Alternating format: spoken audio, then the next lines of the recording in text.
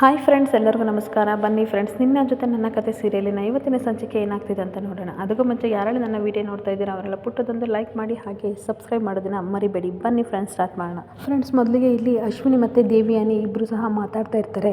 ಆವಾಗ ದೇವಿಯಾನಿ ಹೇಳ್ತಾ ಇರ್ತಾಳೆ, ಹೇಗಿದ್ರು ಸಹ ರಾಮ್ಗೆ ಭೂಮಿನ ಕಂಡ್ರೆ ಆಗಲ್ಲ, ಸಿಕ್ಕಾಬಿಟ್ಟೆ ಜ್ವಾಲಾಮುಖಿ ಥರ ದ್ವೇಷ ಉಕ್ಕಿ ಹರಿತಿದೆ. ನಾವು ಅದನ್ನೇ ಯೂಸ್ ಮಾಡ್ಕೊಬಿಟ್ಟು ಭೂಮಿ ಅವನ ಬಿಸ್ನೆಸ್ ಹಾಳು ಮಾಡೋ ರೀತಿ ನಾವು ಮಾಡಬೇಕು ಅನ್ಬೇಕಾದ್ರೆ ಯಾವ ಥರ ಮೇಡಮ್ ಅನ್ಬೇಕಾದ್ರೆ, ಅಲ್ಲ ಮೇಡಮ್, ರಾಮ್ ಸರ್ ನೋಡಿದರೆ ಅವರು ಫಾರ್ಮೆಟಿಕಲ್ಲು, ಇವ್ನು ನೋಡಿದರೆ ಟೀ ಅಂಗಡಿ, ಈ ಟೀ ಅಂಗಡಿಗೂ ಎಕ್ಸ್ಪ್ರೆಸ್ಗೂ ಹೇಗಾಗುತ್ತೆ ಅಂತ ಕೇಳ್ತಾ ಇರ್ತಾಳೆ. ನಾವೇ ಒಂದು ಉಪಾಯನ ಹುಡುಕ್ಬೇಕು ಅಂತ ದೇವಿಯಾನೇ ಹೇಳ್ತಾ ಇರ್ತಾಳೆ. ಏನು ಗೊತ್ತಾ, OOC ಕಂಪ್ನಿಯಿಂದ ಫಾರ್ಮೆಟಿಕಲಿಂದ ಅವನಿಗೆ ಫಾರ್ಮಸಿ ಮೆಡಿಸನ್ ತಯಾರಿಕೆ ಒಂದು ಆರ್ಡ್ರ್ ಸಿಕ್ಕಿದೆ ಆಯಿತಾ. ಅದನ್ನು ಅವನು ಮಾಡಬೇಕು ಅಂತಂದರೆ ಒಂದು ಫ್ಯಾಕ್ಟ್ರಿ ಓಪನ್ ಮಾಡಬೇಕಾಗುತ್ತೆ, ಅದಕ್ಕೆ ಇನ್ವೆಟರ್ ಬೇಕಾಗುತ್ತೆ. ಆ ಇನ್ವೆಟರ್ನ ನೀನು ಒಬ್ಬನ ಕರ್ಕೊಬರ್ಬೇಕು ಆಯಿತಾ. ಆಮೇಲೆ ಮನೇನ ಅಡ ಇಡಬೇಕು, ಆ ರೇಂಜಿಗೆ ನಾವು ಅದನ್ನು ಬಳಸ್ಕೋಬೇಕು. ಹಾಗೆ ಭೂಮಿ ಬಿಸ್ನೆಸ್ಸಿಂದ ಲಾಸ್ ಆಯಿತು ಅಂತ ಸಿಕ್ಕಾಬಟ್ಟೆ ಕೋಪ ಮಾಡಿಕೊಂಡು ಅವನೇ ತನ್ನ ಕೈಯಾರ ಮನೆಯಿಂದ ಆಚೆ ಭೂಮಿನ ಹಾಕಬೇಕು, ಆ ಥರ ನಾವು ಮಾಡಬೇಕು ಅಂತ ದೇವಿಯಾನಿ ಅಶ್ವಿನಿಗೆ ಪ್ಲಾನ್ ಹೇಳ್ತಾ ಇರ್ತಾಳೆ. ಆಗ ಅಶ್ವಿನಿ ಹೇಳ್ತಾ ಇರ್ತಾಳೆ, ಈ ಕೆಲಸನ ನಾನು ಇವಾಗಲೇ ಸ್ಟಾರ್ಟ್ ಮಾಡ್ಕೊತೀನಿ ಮೇಡಮ್. ಅದರಲ್ಲೂ ಏನು ಗೊತ್ತಾ, ಭೂಮಿ ಮತ್ತು ಅಜಿತನ ದೂರ ಮಾಡಬೇಕು ಅಂತ ಅಪೇಕ್ಷೆ ಮತ್ತು ಅಜ್ಜಿ ಸಹ ಪ್ಲ್ಯಾನ್ ಮಾಡ್ತಾ ಇರ್ತಾರೆ ಅನ್ಬೇಕಾದ್ರೆ, ಓಹೋ ಅವರು ಸಹ ಮಾಡ್ತಾ ಇದ್ದಾರಾ, ಮಾಡಲಿ ಒಂದೇ ಸಲ ಬಂಡೆಗೆ ಡೈನಮಿಕ್ ಥರ ಎಲ್ಲ ಕಡೆ ಬ್ಲಾಸ್ಟ್ ಆಗೋ ರೀತಿ ಆಗಿ ಭೂಮಿ ಮತ್ತು ಅಜಿತ್ ಸಂಬಂಧ ಹಾಳಾಗಲಿ, ಅವಾಗಲೇ ನನ್ನ ಮಗಳು ಬರೋಕ್ಕೆ ಸಾಧ್ಯ ಅಂತ ಹೇಳ್ತಾ ಇರ್ತಾಳೆ. ಈ ಕಡೆ ಪೊಲೀಸ್ ಸ್ಟೇಷನ್ ಹತ್ರ ಸತ್ಯಣ್ಣ ಮತ್ತು ಸದಾನಂದ್ ಇಬ್ಬರು ಟೀ ಕುಡಿತಾ ಇರ್ತಾರೆ. ಅವಾಗ ಭೂಮಿ ಕೇಸ್ನ ಫೈಲ್ನ ಸ್ಟಡಿ ಮಾಡ್ತಾ ಸತ್ಯಣ್ಣ ಹೇಳ್ತಾ ಇರ್ತಾನೆ, ಅಲ್ಲ ಸದಾನಂದ, ಎಂಥದಕ್ಕೂ ಸಹ ಒಂದು ಪರಿಹಾರ ಅಂತ ಇರುತ್ತೆ, ಆದರೆ ಈ ಕೇಸ್ಗೆ ಮಾತ್ರ ಪರಿಹಾರನೇ ಇಲ್ವಲ್ಲ ಅಂತ ಹೇಳ್ತಿರ್ಬೇಕಾದ್ರೆ, ಹೌದು ಸರ್ ಅಂತ ಇಲ್ಲಿ ಸದಾನಂದ ಹೇಳ್ತಾ ಇರ್ತಾನೆ. ಅಷ್ಟೊತ್ತಿಗೆ ಭೂಮಿ ಮತ್ತು ಅಜಿತ್ ಇಬ್ಬರು ಸಹ ಬಂದಾಗ, ಶುಭೋದಯ ಭೂಮಿ ಅಂತ ಸತ್ಯಣ್ಣ ಹೇಳ್ತಾ ಇರಬೇಕಾದ್ರೆ, ಶುಭೋದಯ ಸತ್ಯಣ್ಣ ಅಂತ ಹೇಳ್ತಾಳೆ. ಈ ಕಡೆ ಸತ್ಯಣ್ಣ ಫೈಲ್ ತಗೊಂಡು, ಅಜಿತ ಈ ಫೈಲ್ ನೋಡು ಅಂತ ಹೇಳ್ತಾ ಇರಬೇಕಾದ್ರೆ, ಹಾಗೆ ಕೋಪ ಮಾಡಿಕೊಂಡು ಅಜಿತ್ ಭೂಮಿ ನೋಡಿಕೊಂಡು ಒಳಗಡೆ ಓಡೋಗ್ಬಿಡ್ತಾನೆ. ಆವಾಗ ಸತ್ಯಣ್ಣ, ಅಲ್ಲ ಇವರಿಬ್ಬರ ನಡುವೆ ಏನಾದರೂ 144 ಸೆಕ್ಷನ್ ಏನಾದರೂ ಸ್ಟಾರ್ಟ್ ಆಯ್ತಾ ಅಂದಾಗ, ಇರ್ಬೋದು ಸರ್, ಏನೋ ನನಗೂ ಗೊತ್ತಿಲ್ಲ ಅಂತ ಸದಾನಂದ ಹೇಳ್ತಾ ಇರಬೇಕಾದ್ರೆ, ಸರಿ ಆಯ್ತು ಅಂದ್ಬಿಟ್ಟು ಸತ್ಯಣ್ಣ ಒಳಗಡೆ ಅಜಿತ್ ಹತ್ರ ಮಾತಾಡೋಕ್ಕೆ ಅಂತ ಹೋಗ್ತಾ ಇರ್ತಾನೆ. ಈ ಕಡೆ ಸತ್ಯಣ್ಣ ಬಂದು ಕೇಳ್ತಾ ಇರ್ತಾನೆ, ಏನಾಯಿತು ನಿಮ್ಮಿಬ್ಬರ ನಡುವೆ ಅನ್ಬೇಕಾದ್ರೆ ಅಜಿತ್ ಹೇಳ್ತಾ ಇರ್ತಾನೆ, ಅಯ್ಯೋ ನಿಮ್ಮ ತಂಗಿ ಇದ್ದಾಳಲ್ಲ, ಅವಳೊಬ್ಳು ದೊಡ್ಡ ಮೆಂಟಲ್ ಆಯಿತಾ, ನನ್ನನ್ನು ಅರ್ಥನೇ ಮಾಡ್ಕೊಳ್ಳಲ್ಲ ಅಂತ ಹೇಳ್ತಾ ಇರಬೇಕಾದ್ರೆ, ಏನಾಯಿತು ಅಂತ ಸತ್ಯಣ್ಣ ಕೇಳ್ತಾ ಇರಬೇಕಾದ್ರೆ, ಏನು ಗೊತ್ತಾ, ನನ್ನ ಫೀಲಿಂಗ್ಸ್ನೇ ಅರ್ಥ ಮಾಡ್ಕೊಳ್ಳಲ್ಲ, ನನ್ನ ಭಾವನೆಗಳನ್ನು ಅರ್ಥ ಮಾಡ್ಕೊಳ್ಳಲ್ಲ. ಏನು ಗೊತ್ತಾ ಸತ್ಯಣ್ಣ, ನಾವಿಬ್ಬರು ಮನೆಯಿಂದ ಬರ್ತಾ ಇದ್ವಾ, ನಾನು ಬುಲೆಟಲ್ಲಿ ಬರ್ತಾ ಇದ್ದೆ, ಅವಳು ಸೈಕಲಲ್ಲಿ ಬರ್ತಾ ಇದ್ಲು, ಅವಳು ಸೈಕಲಲ್ಲಿ ಸಿಗಾಕೊತ್ತು. ಅದನ್ನ ನೋಡಿ ನಾನು ಏನಾದರೂ ಆಪತ್ತಾಗುತ್ತೆ ಅಂತ ನಾನು ನಿಲ್ಲಿಸ್ಬಿಟ್ಟು ಸರಗನ್ನ ತೆಗೆದು ಕೊಟ್ಟೆ. ಅದಕ್ಕೆ ನನ್ನನ್ನು ಅಪಾರ್ಥ ಮಾಡಿಕೊಂಡು ಏನೇನೋ ಬೈದ್ಲು ಆಯಿತಾ. ಅವಳು ದೊಡ್ಡ ಮೆಂಟಲು. ಅಲ್ಲ, ನಾನು ಮಾಡಿದ್ದೆ ತಪ್ಪ, ನಾನೇನಾದ್ರು ಪಾಪ 37 ಡಲ್ಲಲ್ಲಿ 2 ಡಲ್ ಬಿದ್ದಿದ್ದೋದವು ಸೈಕಲ್ಗೆ ಸೀರೆ ಸಿಗಾಕೊಂಡು ಅಂತ ಕೊಟ್ಟರೆ ನನ್ನನ್ನೇ ಅಪಾರ್ಥ ಮಾಡ್ಕೋತಾಳೆ ಅಂತ ಹೇಳ್ತಾ ಇರ್ಬೇಕಾದ್ರೆ ಸತ್ಯಣ್ಣ ಅವಳೊಳಗೆ ನಗಾಡ್ತಾ ಇರ್ತಾನೆ. ಅಲ್ಲ ಸತ್ಯಣ್ಣ, 9 ತಿಂಗಳು ನಿನ್ಕೊಟ್ಟು ಇನ್ನೂ ಹೇಗೆ ಬೇಯಬೇಕು ಅಂದಿದ್ದು ಮಾತ್ರ ಅವಳಿಗೆ ಚೆನ್ನಾಗಿ ಅರ್ಥ ಆಯಿತು. ಅದಕ್ಕಿಂತ ಮುಂಚೆ ನಾನು ಏನು ಅಂದಿದ್ದು ಸಹ ಅವಳಿಗೆ ಅರ್ಥ ಆಗಲಿಲ್ಲ ಆಯಿತಾ. ನನ್ನ ಕಾಳಜಿ, ನನ್ನ ಕನಸನ್ನು ಏನೂ ಅರ್ಥ ಆಗಲಿಲ್ಲ. ಅದಕ್ಕೆ ಮುಖನ ಕುಂಬಳಕಾಯಿ ಥರ ಇಷ್ಟಪ್ಪ ಮಾಡ್ಕೊಂಡು ಬಂದು ಅಂಗಡಿ ಇವ್ನು ಮಾತಾಡಲಿಲ್ಲ ಅಂತಂದರೆ, ನಾನು ಮಾತಾಡಲಿಲ್ಲ ಅಂದರೆ ಏನು ಬದುಕೇನು ಹಾಳಾಗುತ್ತಾ? ಇಲ್ಲ ತಾನೇ ಅನ್ಬೇಕಾದ್ರೆ, ಹೋಗ್ಲಿ ಬಿಡು ಆಯಿತಾ, ಟೆನ್ಷನ್ ತಗೋಬೇಡ. ಅವಳು ಹೇಳಿದ್ದಕ್ಕೆಲ್ಲ ನೀನು ಕೋಪ ಮಾಡ್ಕೋತಿದ್ಯಾ ಅಂತಂದರೆ ನೀನು ಗ್ಯಾರಂಟಿ ಜಾರ್ ಬಿದ್ದಿದ್ಯಾ ಅಂತ ಹೇಳ್ತಾ ಇರಬೇಕಾದ್ರೆ, ಏನು ಹೇಳ್ತಿದ್ದೀರಾ, ಏನು ಜಾರ್ ಬಿದ್ದಿದ್ದೀನಿ, ಎಲ್ಲಿ ಜಾರ್ ಬಿದ್ದಿದ್ದೀನಿ ಹೇಳಿ ಅಂತ ಸತ್ಯಣ್ಣನ ಕೇಳ್ತಾ ಇರ್ತಾನೆ. ಪ್ರೀತಿ ಅನ್ನೋ ಮೈದಾನದಲ್ಲಿ ನೀವು ರನ್ಔಟ್ ಆಗಿದ್ದೀರಾ, ಅದನ್ನು ನೀವು ಒಪ್ಕೊಳ್ಳಿನ್ಬೇಕಾದ್ರೆ, ಸತ್ಯಣ್ಣ ನೀವು ಮತ್ತೆ ಶುರು ಮಾಡಿದ್ರಾ ಅಂತ ಅಜಿತ್ ಕೋಪ ಮಾಡ್ಕೊಂಡು ಹೇಳ್ತಾ ಇರ್ತಾನೆ. ಹೌದೇನಪ್ಪ, ಸತ್ಯ ಕಣ್ಮುಂದೆ ಇದ್ದರೂ ಸಹ ನೀವು ಒಪ್ಕೊಳ್ಳಲ್ಲ ಆಯಿತಾ. ನಿನ್ನ ಮೇಲೆ ಭೂಮಿಗೆ ಲವ್ ಇಲ್ಲ, ಭೂಮಿಗೆ ನಿನ್ನ ಮೇಲೆ ಲವ್ ಇಲ್ಲ ಅಲ್ವೇನಪ್ಪ ಅಂದಾಗ, ಹೌದು ಅಂತ ಹೇಳ್ಬೇಕಾದ್ರೆ, ಹಾಗಾದರೆ ಸೀತಾರಾಮ ಕಲ್ಯಾಣೋತ್ಸವದಲ್ಲಿ ನೀನು ಅವಳಿಗೆ ತಾಳಿ ಕಟ್ಟಿದೆ ಅಂತ ಹೇಳ್ತಾ ಇರಬೇಕಾದ್ರೆ, ತಾಳಿ ಕಟ್ಟಿದ್ದೆಲ್ಲ ನೆನ್ಪು ಮಾಡ್ಕೊತಾ ಇರ್ತಾನೆ. ನೋಡು, ನೀನು ನಂಬು ಬಿಡು ಆಯಿತಾ, ಭೂಮಿಗೆ ಆಲ್ರೆಡಿ ನೀನು 3 ಗಂಟೆ ಕಟ್ಟಿದ್ಯಾ ಅನ್ಬೇಕಾದ್ರೆ, ನಾನು ಕಟ್ಟಿಲ್ಲ ಆಯಿತಾ, ದೈವ ಇಚ್ಛೆ ಅಲ್ಲ, ಅದು ನೀವು ಕಟ್ಟಿದ್ದು ಬಲವಂತಾಗಿ ಕಟ್ಟು ಅಂದಿದ್ದಕ್ಕೆ ನಾನು ಕಟ್ಟಿದೆ ಅಂತ ಹೇಳ್ಬೇಕಾದ್ರೆ, ಇದೆಲ್ಲ ದೈವ ಇಚ್ಛೆ ಕಣೋ, ನಿನಗೋಸ್ಕರ ಭೂಮಿಗೋಸ್ಕರ ನೀನು ಈ ಭೂಮಿ ಮೇಲೆ ಹುಟ್ಟಿದ್ದೀರ ಆಯಿತಾ. ನೀನು ಹೇಳಿ ಬಿಡು, ಅವಳು ನಿನ್ನ ಹೆಂಡ್ತಿ, ಅವಳ ನೋವನ್ನ ನಿನಗೆ ಸಹಿಸೋಕ್ಕಾಗಲ್ಲ ಅಂತ ಹೇಳ್ತಾ ಇರ್ತಾನೆ. ನೋಡು, ಇದನ್ನೆಲ್ಲ ಬಿಟ್ಟು ನೀನು ಅಚ್ಚುಕಟ್ಟಾಗಿ ಅವಳ ಜೊತೆ ಸಂಸಾರ ಮಾಡು. ಅದರಲ್ಲೂ ಲಾಯರ್ ಆಗಿ ನಾನು ಹೇಳ್ತೀನಿ, 1 ವರ್ಷದ ಕರಾರು ಪತ್ರ ಇದೆಯಲ್ಲ ನಿಮ್ಮದು, ಒಪ್ಪಂದದ ಪತ್ರ, ಅದನ್ನು ಅರ್ದು ಬಿಸಾಕು ಅಂತ ಹೇಳ್ತಾ ಇರ್ತಾನೆ. ಅಷ್ಟೊತ್ತಿಗೆ ಭೂಮಿ ಟೀ ತಗೊಬಂದ್ಬಿಟ್ಟು, ಅಯ್ಯೋ ಈ ಯಂತ್ರದವನ್ನ ನಾನು ಮದುವೆ ಆಗೋಕ್ಕಾಗುತ್ತಾ, ಲೈಫ್ ಲಾಂಗು ನಾನು ಇವನ ಜೊತೆನೇ ಇರಬೇಕಾ? ಆಗ ಅಜಿತ್ ಹೇಳ್ತಾ ಇರ್ತಾನೆ, ಹೌದು, ನನಗೇನು ಆಸೆ ಇಲ್ಲ ತಗೋ ಅಂದಾಗ, ನಾನು ನಿಮ್ಮ ಜೊತೆ ಲೈಫ್ ಲಾಂಗ್ ಇರಲ್ಲ ಅಂತ ಭೂಮಿಯೂ ಸಹ ಹೇಳ್ತಿರ್ಬೇಕಾದ್ರೆ, ನಾನೇನು ತಾಳಿ ಇಟ್ಕೊಂಡು ನಿನ್ನನ್ನು ಕಟ್ತೀನಿ ಬಾ ಅಂತ ಕರ್ತಿಲ್ಲ, ಹೋಗಿ ಅಂತ ಹೇಳ್ತಾ ಇರ್ತಾನೆ. ಯಾಕೆ, ಆಲ್ರೆಡಿ 2 ಸಲ ಕಟ್ಟಿಲ್ವಾ, ಇನ್ನೂ ನಿಮಗೆ ಆಸೆ ಅರ್ದಿಲ್ವಾ ಅಂತ ಭೂಮಿ ಹೇಳ್ತಾ ಇರ್ತಾಳೆ. ನನಗೇನು ಆ ಥರ ಆಸೆ ಇಲ್ಲ ಆಯಿತಾ. ನೀನೇ ತಾನೇ ನನ್ನನ್ನು ಮೂರೊತ್ತು ನೋಡಬೇಕು ಅಂತ ಏನೇನೋ ನೆಪ ಇಟ್ಕೊಂಡು ನೀನು ಟೀ ಅಂಗಡಿ ನೆಪ ಇಟ್ಕೊಬಿಟ್ಟು ಟೀ ತೊಗೊಂಡು ಇಲ್ಲಿಗೆ ಬಂದಿದೆಯಲ್ಲ ಪೊಲೀಸ್ ಸ್ಟೇಷನ್ಗೆ. ನಾನೇನಾದರೂ ಹೇಳಿದ್ನ? ಯಾವನಾದ್ರು ಬಿಸಿಲಲ್ಲಿ ಟೀ ಕುಡಿತಾನೆ ನಿನಗೆ ತಗೋಬಾ ಅಂತ ಹೇಳಿದ್ನ ಅಂತ ಅಜಿತ್ ಹೇಳ್ತಾ ಇರಬೇಕಾದ್ರೆ, ಯಾರೇನು ಹೇಳಿಲ್ಲ ಆದರೆ ಇಷ್ಟೊತ್ತು ನನ್ನ ಜೊತೆ ಜಗಳ ಆಡ್ತಿದ್ರಲ್ಲ ಅದಕ್ಕೋಸ್ಕರ ನಾನು ತಂದೆ ಅಂತ ಹೇಳ್ತಾ ಇರ್ತಾಳೆ. ನೋಡಿ ಇವಾಗ ನಾನು ಟೀ ತಂದಿದ್ದೀನಿ, ಕುಡಿಬೇಕು ಅಷ್ಟೇ. ನೀರನ್ನೇ ನಾವು ವೇಸ್ಟ್ ಮಾಡಿದವರು ನ್ಯಾಷನಲಲ್ಲಿ ವೇಸ್ಟ್ ಆಗುತ್ತೆ ಅಂತ ನಾವು ಅಂದ್ಕೊಳ್ಳೋರು, ಅದರಲ್ಲಿ ನೀರಿಗೆ ಸಕ್ಕರೆ ಟೀ ಪುಡಿ ಎಲ್ಲ ಹಾಕಿರೋರು ಇನ್ನು ವೇಸ್ಟ್ ಮಾಡೋಕ್ಕೆ ಬಿಡ್ತೀವ? ನಮಗೆ ಅದೆಲ್ಲ ಗೊತ್ತಿಲ್ಲ. ನಿಮ್ಗೆ ಇಷ್ಟ ಇಲ್ಲ ಅಂದರೂ ಕುಡಿಬೇಕು, ಕುಡಿತೀರ ಅಷ್ಟೇ ಅಂತ ಆವಾಜ್ ಹಾಕಿ ಹೋಗ್ತಾ ಇರ್ತಾಳೆ. ಅದನ್ನು ಕೇಳಿಕೊಂಡು ಒಳೊಳಗೆ ಸತ್ಯಣ್ಣ ನಗಾಡ್ತಾ ಇರ್ತಾನೆ. ಈ ಕಡೆ ಭೂಮಿ ಮುಖ ಏನು ನೋಡ್ತಾ ಇದ್ದೀರಾ, ನೀವು ಸುಮ್ಮನೆ ಕುಡಿಬೇಕು ಅಷ್ಟೇ ಅಂತ ಹೇಳಿ ಹೋಗ್ತಾ ಇರಬೇಕಾದ್ರೆ ಅಜಿತ್ ಹಾಗೆ ನಗ್ತಾ ಇರ್ತಾನೆ. ಆವಾಗ ಸತ್ಯಣ್ಣ, ಏನಪ್ಪ ನೀನು ಹಿಂಗೆ ನಗ್ತಾ ಇದೆಯಾ ಅಂದಾಗ, ಇಲ್ಲಪ್ಪ ನಾನು ನಗ್ತಿಲ್ಲ ಅಂತ ಅಜಿತ್ ಹೇಳ್ತಿರ್ಬೇಕಾದ್ರೆ ಮತ್ತೆ ಅಜಿತ್ ಹೇಳ್ತಾನೆ, ಸತ್ಯಣ್ಣ ನೀವೊಬ್ಬರು ವಿಚಿತ್ರದರು. ಯಾವಾಗಲೂ ಸಹ ನಾನು ಲವ್ ಮಾಡಲ್ಲ ಅಂದರೆ ನೀನು ಮಾಡ್ತಿದ್ದೀಯಾ ಅಂತ ಹೇಳ್ತೀರಾ, ನಗ್ತಿಲ್ಲ ಅಂದರೆ ನಗ್ತಿದ್ದೀರಾ ಅಂತ ಹೇಳ್ತೀರಾ. ಮೊದಲು ಒಂದು ಒಳ್ಳೆ ಡಾಕ್ಟರ್ನ ಕನ್ಸಲ್ಟ್ ಮಾಡಿ ಅಂತ ಹೇಳ್ತಾ ಇರ್ತಾರೆ. ಅವಾಗ ಸತ್ಯಣ್ಣ ಹೇಳ್ತಾ ಇರ್ತಾನೆ, ಏನೇ ಆಗಲಿ ಆಯಿತಾ, ನೀನು ನಿಜವಾಗ್ಲೂ ಭೂಮಿನ ಲವ್ ಮಾಡ್ತಿದ್ಯಾ, ಇರಪ್ಪ ಬರ್ತೀನಿ ಅಂತ ಹೊರಗಡೆ ಹೋಗ್ತೇನೆ. ಆವಾಗ ಅಜಿತ್ ಯೋಚನೆ ಮಾಡ್ತಾ ಇರ್ತಾನೆ, ಏನು ನಾನು ನಿಜವಾಗ್ಲೂ ನಗ್ತಾ ಇದ್ನ? ಸತ್ಯನ ನೋಡಿದರೆ ಈ ಥರ ಹೇಳ್ತಾ ಇದ್ದಾರಲ್ಲ, ಮನೇಲಿ ನೋಡಿದರೆ ಹಂಗಿರ್ತೀನಿ, ಇಲ್ಲಿ ಬಂದರೆ ಹಿಂಗಿರ್ತೀನಿ.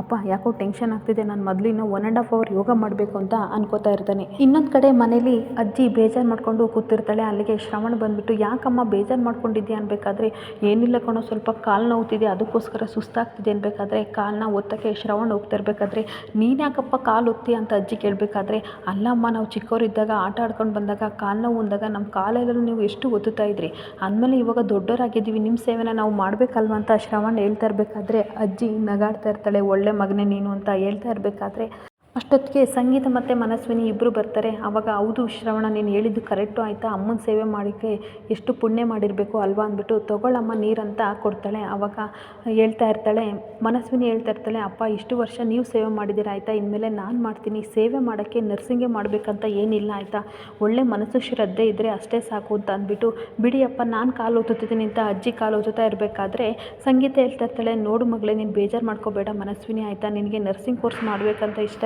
ಇವಾಗಲೂ ಸಹ ಮಾಡು, ಅವಾಗಂತೂ ದುಡ್ಡಿರಲಿಲ್ಲ, ಇವಾಗ ಎಲ್ಲ ಇದೆ ತಾನೇ, ಮಾಡಮ್ಮ ಅನ್ಬೇಕಾದ್ರೆ ಶ್ರವಣ ಸಹ ಅತ್ತೆ ಹೇಳಿದ ಕರೆಕ್ಟು, ನೀನು ಯಾವ ಕಾಲೇಜಲ್ಲಿ ಓದ್ತೀಯ ಅಂತ ಹೇಳು ಮಗಳೇ, ನಾನು ಅಲ್ಲಿಗೆ ಸೇರಿಸ್ತೀನಿ ಅನ್ಬೇಕಾದ್ರೆ ಯೋಚನೆ ಮಾಡಿ ಹೇಳ್ತೀನಿ ಬಿಡಿಯಪ್ಪ ಅಂತ ಹೇಳ್ತಾಳೆ. ಈ ಕಡೆ ಶ್ರವಣ್ ಹಾಗೆ ನಗಾಡ್ಕೊಂಡು ಸುಮ್ಮನಾಗ್ತಾನೆ.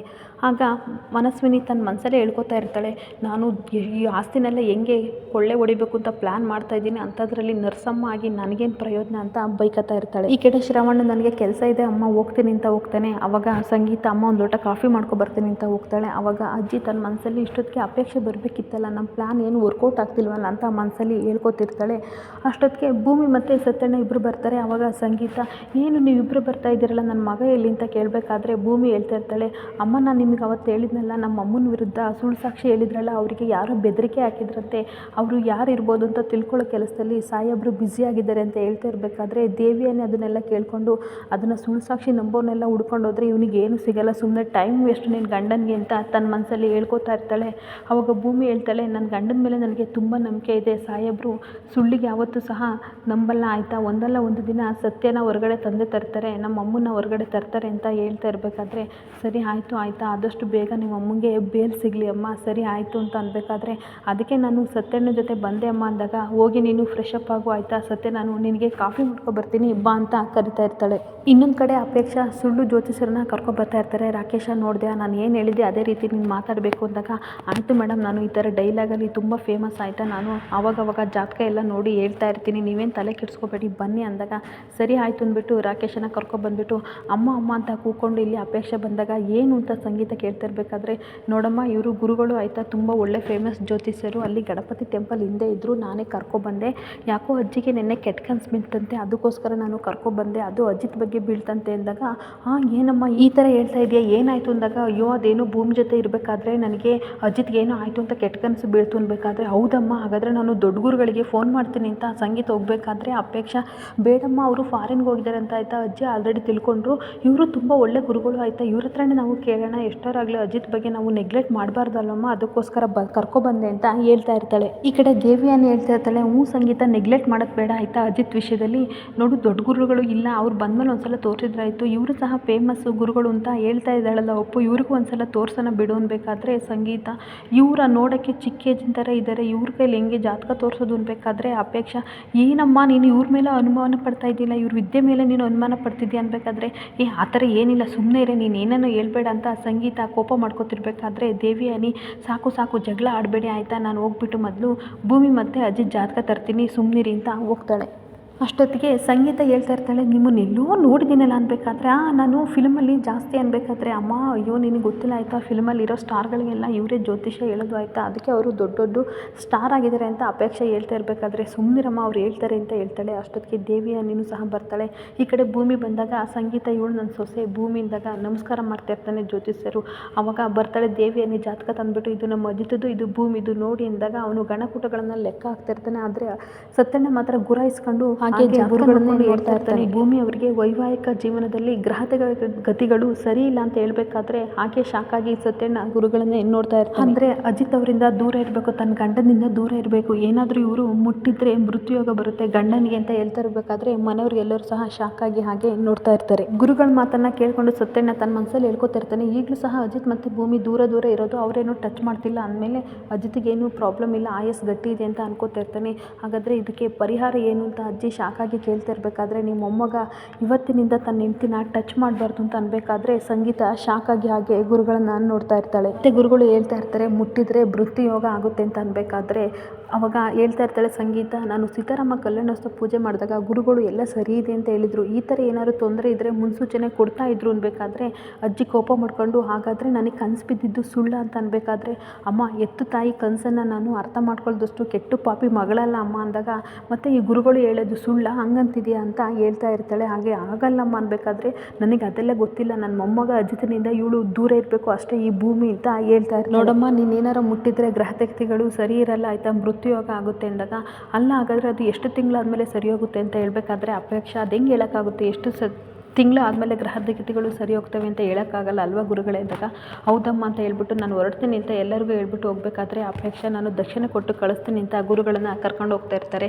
ಈ ಕಡೆ ಸಂಗೀತ ಹೇಳ್ತಾ ಇರ್ತಾಳೆ ಇದಕ್ಕೆಲ್ಲ ಅಜಿತ್ ಒಪ್ಪಲ್ಲ ಅನ್ಬೇಕಾದ್ರೆ ನಾನು ಒಪ್ಪಿಸ್ತೀನಿ ನೀವು ಟೆನ್ಷನ್ ತೊಗೋಬೇಡಿ ಅಂತ ಭೂಮಿನೂ ಸಹ ಹೇಳ್ತಾ ಇರಬೇಕಾದ್ರೆ ಸತ್ಯನ ತನ್ನ ಮನಸ್ಸಲ್ಲಿ ಹೇಳ್ಕೊತಾ ಇರ್ತಾನೆ, ಮನೆಯವ್ರನ್ನೆಲ್ಲ ಒಪ್ಸೋಕ್ಕೋಸ್ಕರ ಅಜಿತ್ ಈ ಥರ ನಾಟಕ ಮಾಡ್ತಾನೆ, ಆದರೆ ನಾನು ಭೂಮಿ ಇವನು ಒಂದಾಗಲಿ ಅಂತ ನಾನು ನಾಟಕ ಮಾಡ್ತೀನಿ, ಆದರೆ ವಿಧಿಯಾಟ ಏನಿದೆಯೋ ಇವರಿಬ್ಬರನ್ನು ದೂರ ಮಾಡ್ತಿದೆಯಲ್ಲ ಅಂತ ಅನ್ಕೋತಾ ಇರ್ತಾನೆ. ಈ ಕಡೆ ಮನಸ್ವಿನಿ ಮತ್ತು ದೇವ್ಯಾನಿ ಇಬ್ಬರು ಮಾತಾಡ್ತಾ ಇರ್ತಾರೆ. ಆವಾಗ ದೇವ್ಯಾನಿ ಹೇಳ್ತಾ ಇರ್ತಾಳೆ, ಅಲ್ಲ ಈ ಮುದುಕಿ ನಾನು ಏನು ಅಂದ್ಕೊಂಡಿದ್ದೆ ಸರಿಯಾಗಿ ಪ್ಲ್ಯಾನ್ ಮಾಡಿದ್ದಾಳೆ, ನಮಗೆ ಹೆಲ್ಪ್ ಆಯಿತು ಬಿಡು ಅಶ್ವಿನಿ ಅನ್ಬೇಕಾದ್ರೆ ಹೌದು ಆದಷ್ಟು ಬೇಗ ಅಜಿತ್ ಮತ್ತು ಭೂಮಿ ಇಬ್ಬರು ಬೇರೆ ರೂಮಲ್ಲಿ ಮನಿಕತ್ತಾರೆ. ಆದಮೇಲೆ ರಾಮನ ವಿರುದ್ಧ ನಾವು ಯಾಕೆ ಎತ್ತಿಡಬೇಕು ಭೂಮಿನ ಅಂದಾಗ ಇಲ್ಲ ನಾವು ಮಾಡಲೇಬೇಕು, ದ್ವೇಷ ಜಾಸ್ತಿ ಬೆಳಿಬೇಕು, ಮನೆಯವರೆಲ್ಲರೂ ಸಹ ಅವಳನ್ನ ಹೊರಗಡೆ ಹಾಕಬೇಕು, ನನ್ನ ಮಗಳು ಭಾಗ್ಯ ಕಿತ್ಕೊಂಡಳೆ ಇವಳು ಬದುಕು 100 ಭಾಗ ಆಗಬೇಕು, ಅಲ್ಲಿವರೆಗೂ ನನಗೆ ಸಮಾಧಾನ ಇಲ್ಲ, ಅದರಲ್ಲೂ ಸಹ ರಾಮನ ಮೇಲೆ ನನಗೆ ತುಂಬ ದ್ವೇಷ ಇದೆ ಅನ್ಬೇಕಾದ್ರೆ ಅವ್ರೇನು ಮಾಡಿದರು ಹಂತವಾಗಿ ನಿಮಗೆ ಹೆಲ್ಪ್ ಮಾಡ್ತಿದ್ದಾರಲ್ಲ ಅನ್ಬೇಕಾದ್ರೆ ಹೆಲ್ಪ್ ಮಾಡ್ತಾನೆ, ಆದರೆ ಅದನ್ನು ಕ್ಲಾರಿಟಿ ಕೊಡಬೇಕು ಅನ್ನೋ ಟೈಮ್ ಇನ್ನೂ ಬಂದಿಲ್ಲ, ಬರಬೇಕಾದ್ರೆ ನಾನು ಕೊಡ್ತೀನಿ ಆಯಿತಾ, ಇವಾಗ ನೀನು ಆದಷ್ಟು ಬೇಗ ಅವರಿಬ್ಬರನ್ನು ದೂರ ಮಾಡೋದ ಬಗ್ಗೆ ಯೋಚನೆ ಮಾಡು, ಹಾಗೆ ಅಜಿತ್ ಮೇಲೆ ತುಂಬ ನಮ್ಮ ಮೇಲೆ